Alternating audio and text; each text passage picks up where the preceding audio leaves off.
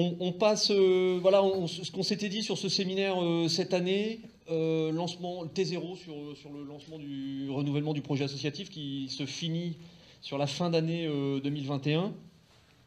Donc le programme qu'on vous propose, assez classiquement un peu sur le déroulé, un peu en entonnoir, c'est-à-dire un propos introductif sur la stratégie, pourquoi une stratégie. Donc Didier Delègue va peut-être pouvoir nous rejoindre pour faire ses propos introductifs, globaux sur ce sujet. Ensuite, je vous présenterai un premier bilan du projet associatif qui est donc en cours d'achèvement. Ensuite, nous aurons une présentation sur une étude qui a été menée avec 25 interviews, notamment des personnes accompagnées, des personnes externes. Et puis, on finira encore un peu plus opérationnel sur une petite table ronde pour aller encore plus dans le détail sur une logique de réflexion sur la notion de territoire. Donc voilà, un peu l'idée de partir de manière très globale et puis aller un peu plus dans le détail. Et comme je suis aussi gardien du temps, je passe tout de suite la parole à Didier Delègue. Comme je la reprendrai tout à l'heure, je retirerai un tout petit mot sur la méthode d'élaboration du projet. Voilà. Mais comme ça, on introduit sur des propos globaux sur la stratégie et je vous passe la parole, Didier Delègue, qui va se présenter, ça va être beaucoup plus efficace, et qui va aussi, sur la durée du projet, nous accompagner sur les temps méthodaux et d'élaboration du projet associatif. Merci Christophe. Bonjour à toutes et à tous. Donc après quelques interactions avec Christophe et Viviane, ils ont décidé de me confier cette lourde tâche de vous dire quelques mots sur la stratégie, au titre que je suis consultant dans ce domaine-là, enseignant également, et que donc ils estimaient que j'avais peut-être des choses intéressantes à dire sur le sujet. Alors j'ai envie de dire, après l'introduction de la présidente, elle a dit les mots essentiels en fait. Donc j'espère qu'on va les retrouver dans la suite de mon propos. C'est ce qu'on va essayer de faire. Alors le premier point non, on peut rester sur ce slide-là 2 secondes. J'ai introduit cette phrase de Sénèque qui dit qu'il n'y a pas, tout le monde la connaît, hein, il n'y a pas de vent favorable pour celui qui ne sait pas où il va. La stratégie, c'est bien cela. On doit savoir, on va chercher à savoir où est-ce qu'on veut aller. Donc c'est une question de volonté, c'est pas une question de hasard.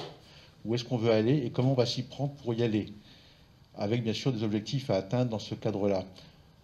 De la même manière, penser stratégie, c'est également avoir 3 mots en tête. Il y a un premier mot qui est percevoir. Il faut qu'on perçoive l'environnement, comment il évolue, comment il peut évoluer, parce qu'on ne sait pas comment il va évoluer réellement, mais on va faire des hypothèses sur les évolutions possibles. Il faut penser la stratégie, donc penser un futur voulu. Et puis ensuite, il faut agir, parce que si on fait les 2 premières étapes sans la 3e, ça sert à peu près à rien. Donc on a réfléchi, on se sera fait plaisir, mais on n'aura pas abouti à quoi que ce soit. Donc il faut percevoir, penser, agir. Ça me semble être un triptyque de 3 mots à retenir et qui caractérise assez bien ce que c'est qu'une démarche stratégique. Alors, le mot stratégie, il est assez galvaudé, j'ai envie de dire. On l'utilise à tort et à travers. Pour autant, il y a quand même quelques principes derrière tout ça. D'abord, la stratégie se réfère à des décisions à prendre. On le voit tous les jours dans le champ politique de nos gouvernants, dans cette crise à franchir. Il faut à un moment donné faire une synthèse d'avis divers et variés sur des thématiques qui sont extrêmement différentes les unes des autres. Il faut combiner tout ça pour décider, en fait. Ce qui est important de noter également, c'est que, on le verra après en détail, c'est qu'on passe d'une stratégie centrée sur l'avoir, la production de richesse, l'individualisme, à quelque chose qui est différent, qui est autour de la raison d'être. Il y a des textes de loi qui vont dans ce sens-là, il y a des principes, il y a des courants philosophiques, économiques, stratégiques qui vont dans cette direction-là. On aura l'occasion d'en reparler. Alors quand on parle de stratégie, on parle d'horizon de temps. La stratégie, ce n'est pas le court terme, c'est à peine le moyen terme et c'est à coup sûr le long terme. Donc évidemment, penser le long terme ou même le moyen long terme, ce n'est pas une habitude naturelle dans nos esprits, même si pour certains ça l'est. Mais on est tous souvent préoccupés de considérations court-termiste, il faut arriver à s'en dégager. La stratégie, c'est bien sûr, il faut s'appuyer sur ce qui se passe actuellement, mais il faut surtout essayer de se projeter dans le temps, dans un temps plutôt long. Dans votre domaine associatif, dans lequel opère l'association en tout cas, on a des horizons de temps qui sont extrêmement longs. Si je parle de dépendance, je vais regarder à 30-40 ans devant moi. Moi, je viens de l'industrie initialement, j'étais dans le nucléaire, je veux dire, on regarde à 30-40 ans aussi, quoi. Donc, il y a plein d'industries où on regarde loin. Il faut regarder loin, c'est très important. Pour autant, il ne faudra pas négliger le court terme à un moment donné dans la mise en œuvre. On est soumis à de l'incertitude et là, on confond souvent projection et prévision. La stratégie, ce n'est pas de la prévision. C'est ce qu'on veut faire. On se projette dans le futur. Madame la Présidente nous l'a dit tout à l'heure. Je partage à 100%. On se projette dans le futur. On n'est pas en train de prévoir le futur. On fait des scénarios possibles et puis on choisit celui qui nous semble le plus plausible en fait. Et puis, ce qu'on va chercher à faire derrière tout ça, c'est à se singulariser un peu. Donc j'appelle ça être unique.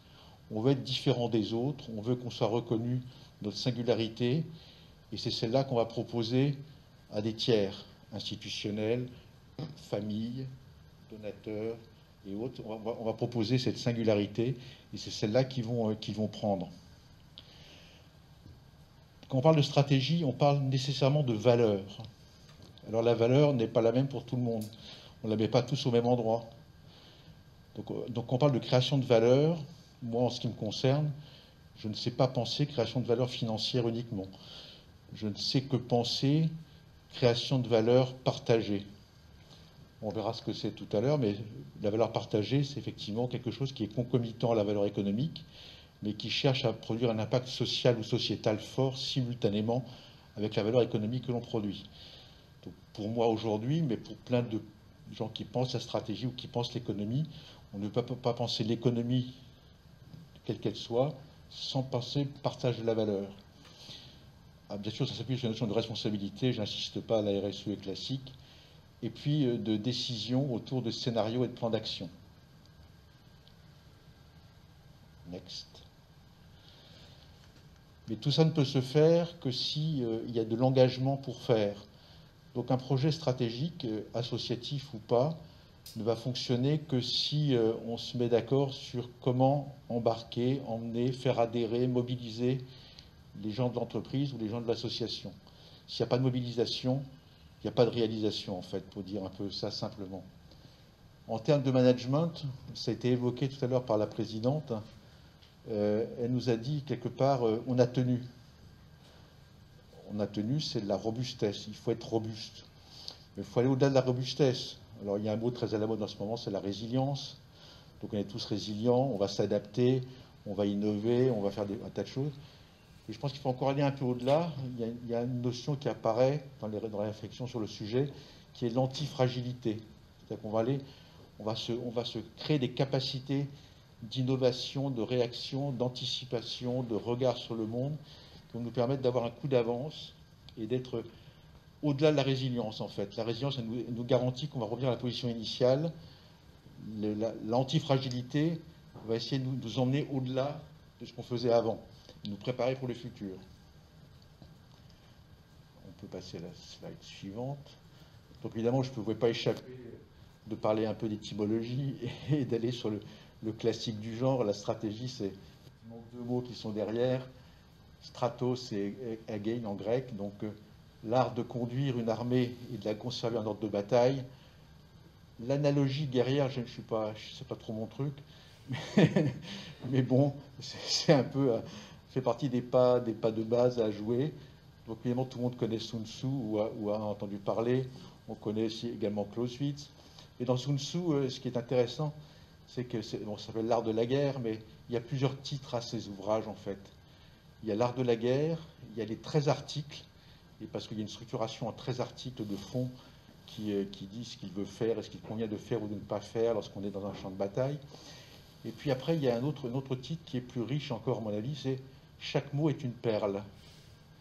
Et en fait, quand on lit son livre s'égrène comme des mots et des perles, et chaque mot est vraiment une perle quand on le lit, parce que c'est une profondeur extrêmement importante, dont on peut tirer à chaque fois quelques enseignements.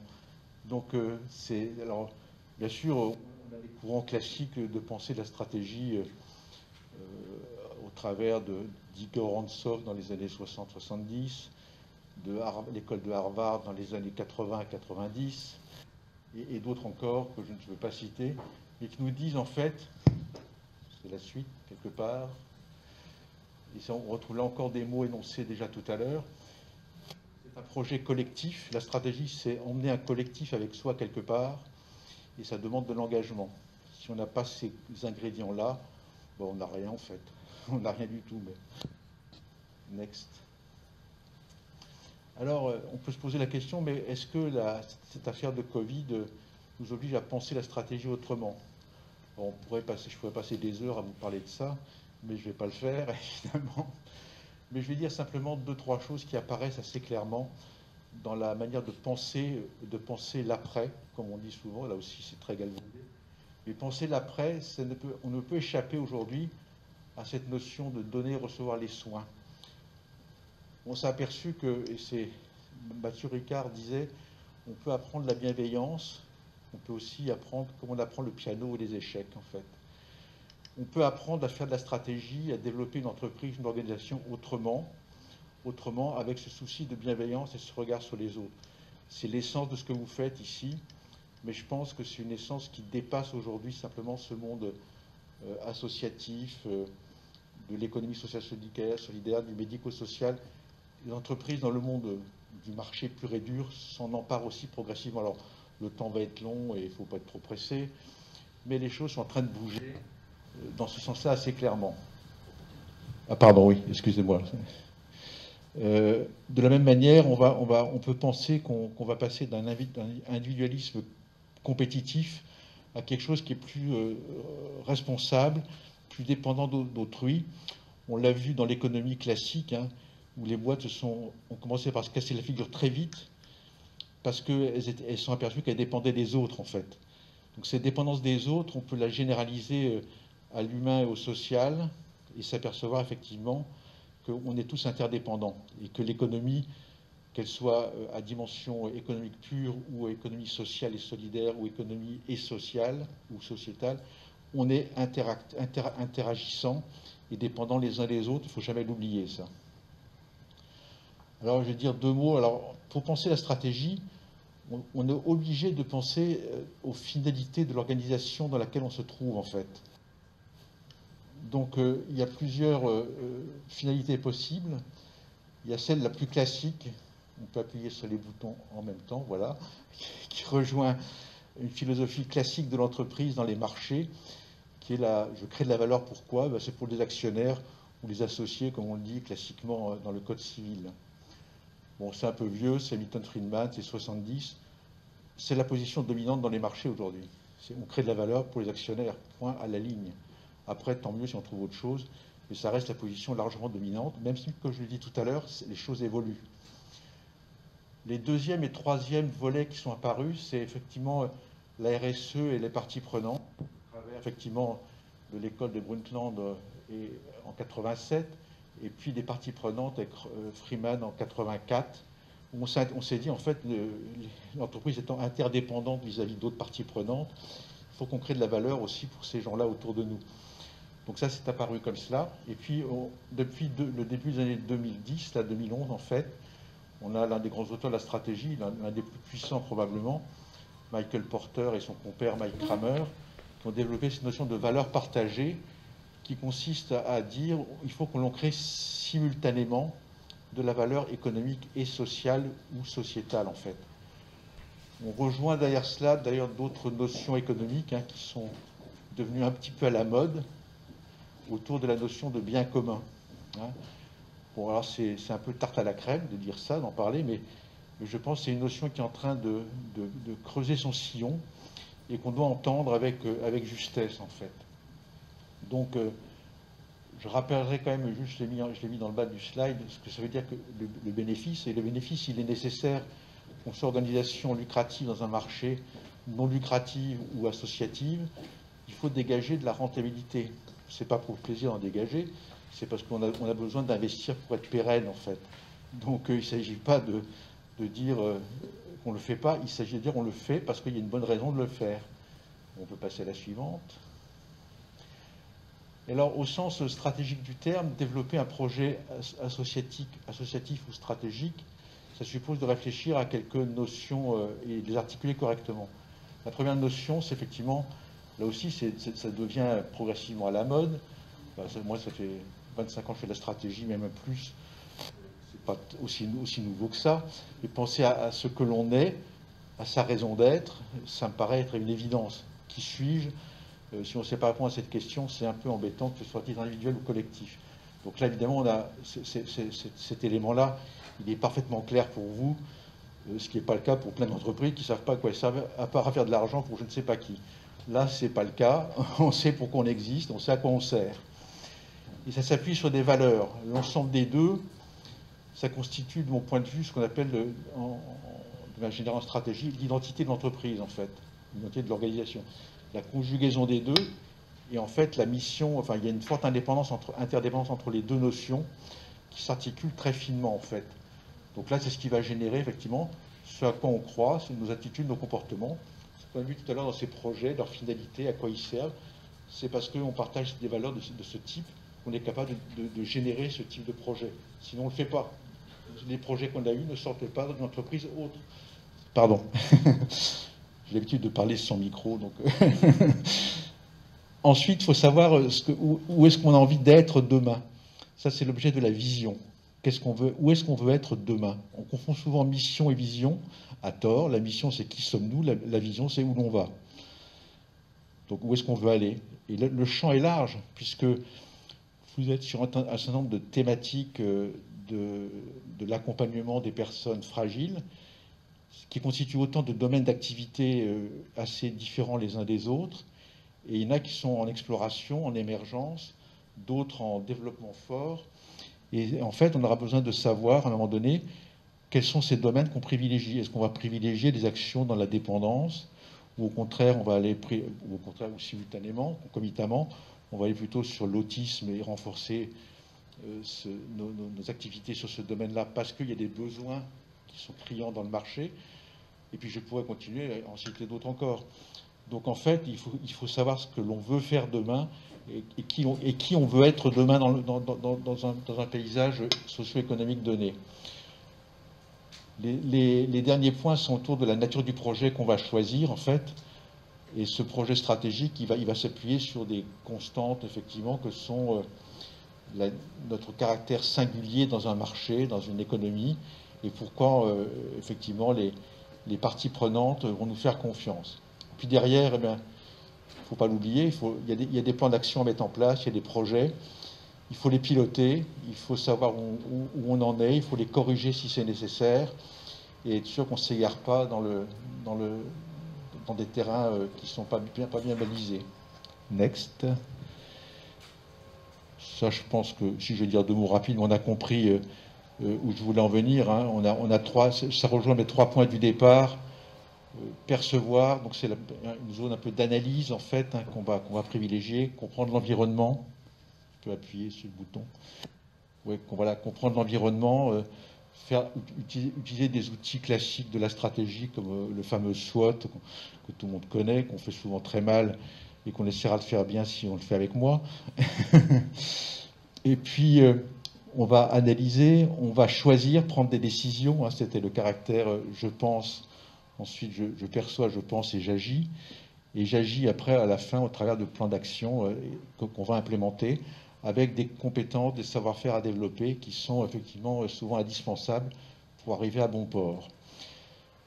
La petite flèche qu'il y avait au milieu de tout ça, c'est pour nous rappeler que c'était récursif tout ça et que ce n'est pas un processus de pensée qui est linéaire. Donc on avance, on recule, on revient en arrière, on redéveloppe, etc.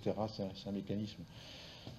On peut passer, on va même passer, je pense, celle-là aussi, on va la passer parce qu'on n'a pas trop de temps pour ne pas déborder sur votre agenda. Je vais réinsister quand même un petit peu sur cette notion de valeur partagée qui s'est traduite en fait en France par la loi Pacte, et vous êtes concernés par cela, puisque la loi Pacte, plan d'action pour la croissance et la transformation des entreprises, qui a été votée en avril 2019, elle s'applique également aux associations en fait. Alors là-dessus, les associations sont en général beaucoup plus confortables que l'entreprise normale, puisque elles sont par nature orientées vers, à défaut de l'être, vers des biens communs, même si c'est souvent le cas. elles le sont en tout cas dans des logiques de parties prenantes avec lesquelles elles s'articulent assez finement. Et puis l'étape ultime étant, voilà, on peut dérouler le chef jusqu'en bas, ça va jusqu'à l'inclusion dans les statuts de la raison d'être. Alors on n'est pas obligé de le faire, mais pour une association, c'est quasi normal de le faire, j'ai envie de dire. Bon, alors je ne me souviens plus si vous l'avez mis dans les statuts ou pas, mais bon, enfin, c'est une question qui peut se poser effectivement non point pour la forme, parce que ça aussi, lorsqu'on le met dans les statuts, c'est un engagement en fait, hein, c'est un engagement de moyens, de dire, grâce à, je vais mettre des moyens en face pour effectivement satisfaire cette raison d'être. Ce n'est pas un acte gratuit, c'est un acte exigeant en termes de finalité à satisfaire. Celui-là, j'en ai parlé, on va le passer parce que je ne veux pas vous assommer avec des machins pareils. Et pour terminer, peut-être, parce qu'on peut se poser la question, c'est une question qu'on m'a posée en arrivant ici tout à l'heure autour de cette table, est-ce que c'est différent chez nous? Ou plutôt, nous, c'est pas pareil. Non, chez vous, c'est pareil. Il y a 2-3 choses différentes, c'est tout. Ce qui est différent de mon point de vue, c'est que vous avez une création de valeur sociétale qui est absolument fondamentale. Vous êtes câblé, outillé, construit pour faire cela. Que ça s'appuie sur un socle, une raison d'être extrêmement robuste. Si on ne l'a pas, on ne construit pas chez vous. Donc vous l'avez. Le troisième point qui est à mon avis extrêmement structurant, c'est le cadre institutionnel dans lequel vous êtes. Vous êtes, entre guillemets, dépendant de politique au niveau de l'État. Ce cadre évolue et il peut varier suivant les politiques qui sont à l'action. En tout cas, il est extrêmement structurant dans le temps. C'est les plans dépendance, les plans autistes, tout ça, ça structure des démarches sur des horizons de temps qui sont 10, 15, 20 ans, 30 ans. Donc c'est très structurant. Vous avez, et donc de ce point de vue-là, vous êtes soumis ou à l'écoute de fortes tendances sociétales, en fait. Qu'il faut, alors on rejoint mon percevoir de tout à l'heure, il faut bien les percevoir, les analyser pour savoir où est-ce que ça nous mène. Et puis après, les derniers points, c'est évidemment le chapeau de ce temple, qui est effectivement le projet associatif pour les parties prenantes, qui s'appuie sur le projet stratégique à construire. Je crois que je m'arrête là, parce que j'avais prévu 11 slides, donc on est 11e, et donc tout va bien pour moi. Je vous en prie. Bien sûr, si Christophe souhaite, ou si la salle le souhaite, je peux prendre vos questions, ou vos remarques, ou vos commentaires, avec bienveillance et plaisir. Je vous en prie. Je garde à la main. Bien, bonjour. Merci pour cette présentation très intéressante. Depuis le début, j'avais envie de réagir sur la phrase de Sénèque, et puis en fait, après, vous êtes revenu, vous l'avez modifié un peu, pas dans la phrase elle-même, mais l'esprit. C'est-à-dire que Sénèque dit il n'y a pas de vent favorable pour celui qui ne sait pas où il va. Mais par contre, c'est parfois difficile de savoir où on doit aller. Et pour moi, c'est un peu le but de la stratégie. Mais après, vous avez dit vision. Vous avez parlé de la vision. Et la vision, c'est justement chercher là où on veut aller. Et du coup, ça m'a rassuré un peu. J'ai dit, bon, il n'y a pas que Sénèque qui va nous aider, c'est bien. Donc, la deuxième chose que je voulais dire, c'était, vous avez utilisé énormément le terme partie prenante. Est-ce que vous pouvez développer un peu ce que vous mettez derrière, tout ce que vous mettez derrière? Sans problème. Les parties prenantes, elles commencent, parmi les plus importantes, il y a celles qui sont autour de vous, les familles, évidemment, les personnes fragiles que vous accompagnez, qui sont des parties prenantes un peu singulières, et puis il y a les institutions qu'on peut considérer comme parties prenantes. Il y a effectivement d'autres acteurs du monde économique et social avec lesquels vous interagissez fortement, qui sont des parties prenantes. Et en fait, partie prenante signifie qu'on a un échange de biens, de services, de valeurs avec l'autre, en fait. Donc il suffit pour les identifier, de faire le tour des personnes, des institutions, des organismes avec lesquels on est en interaction, et savoir comment quelle valeur on crée, on échange l'un avec l'autre, en fait. Et après, on va chercher à maximiser telle ou telle dimension de cette valeur avec l'autre, en fait. Lorsqu'on regarde votre projet associatif en cours, je le disais à Christophe il n'y a pas longtemps, en lisant les projets, on peut mettre des indicateurs de création de valeur quasiment derrière tous les projets, en fait. Et les indicateurs ne sont pas essentiellement économiques, ils sont économiques et sociétaux simultanément. Et cette création de valeur, elle sera illustrée par ce type d'indicateur de performance de vos actions dans le champ économique et sociétal, en fait. Est-ce que ça répond à votre question? Suivant ce que dit Christophe, j'en prends une ou j'en prends pas. Si, peut-être si vous pouvez développer un peu l'impact de la loi Pacte. Oui. Parce que, pour mieux, je n'ai pas très bien compris finalement, qu'est-ce que ça pouvait avoir comme impact pour vous? Pour nous. Assez peu, de mon point de vue. Pour nous, associations. Assez peu, parce que le seul véritable impact fondamental qu'on peut avoir, c'est le cas où on n'a pas inscrit dans les statuts la raison d'être, en fait, et que celle-ci ne serait pas suffisamment affirmée. Mais en général, ce n'est pas le cas des associations qui sont bien construites, donc vous avez ça. Après, la prise en compte des dimensions environnementales et sociales, il n'est pas impossible que vous ayez ou qu'on ait des efforts à faire pour dire il faut qu'on fasse plus attention à ces dimensions-là, parce que ça se construit dans le temps et on avait forcément d'autres priorités peut-être à passer avant. Donc mettre plus l'accent sur ces questions sociétales au sens environnemental également. Hein. Donc c'est plus une réaccélération, repenser un peu nos projets, nos actions, nos démarches en interne comme en externe, pour qu'elles créent plus de valeur sociétale et environnementale en fait. C'est plus ça. Avec la cerise sur le gâteau qui est la raison d'être, évidemment, mais celle-là, ne m'inquiète pas trop. Et vous aviez également la question des moyens. Oui. Ça se définit comment, les moyens? En fait, oui, non, mais c'est bien, c'est parce que ça veut dire que c'est un engagement. La loi Pacte, elle nous dit, vous devez vous engager. Il ne suffit pas d'écrire dans les statuts un truc vachement intéressant, mais il faudra dire quels moyens on met pour satisfaire ces objectifs, en fait. Et vous pouvez être, entre guillemets, dans un monde judiciarisé, on pourrait dire que vous pouvez être soumis à des contraintes juridiques si vous ne le faites pas. Bon, on n'en est pas là, et c'est pas demain qu'on va voir ça en action de point de vue judiciaire. Mais les moyens, c'est très important parce que c'est un engagement que l'on prend et qu'on veut matérialiser par cela, en fait. Hein, c'est ça l'idée.